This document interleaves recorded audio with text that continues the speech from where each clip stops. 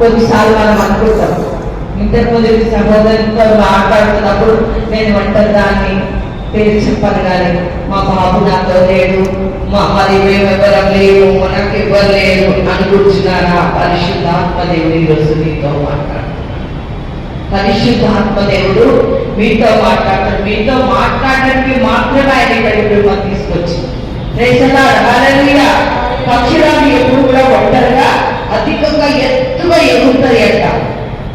మరి అవి పిచ్చుకలతోని కాకితోని మరి ఇతర చిన్న పక్షులతోని ఎగరదంట. దాని వేదాలకు ఉంటనే ఉంటదంట. హల్లెలూయా. మనం కూడా మనమైతే వీళ్ళు రావాలా, వాళ్ళు రావాలా, వీళ్ళు ఉండాలా, వాళ్ళు ఉండాలి ఎన్నో ఆశపడుతుంటాం. కానీ ఒంటరిగా పక్షి రాజు వలె మనం రెక్కలు చాచి ఎగిరి దేవుని పైన ఆధారపడినప్పుడు మనం ఎవరము? నేను దీవించబడిన నామమున. Praise the Lord. హల్లెలూయా.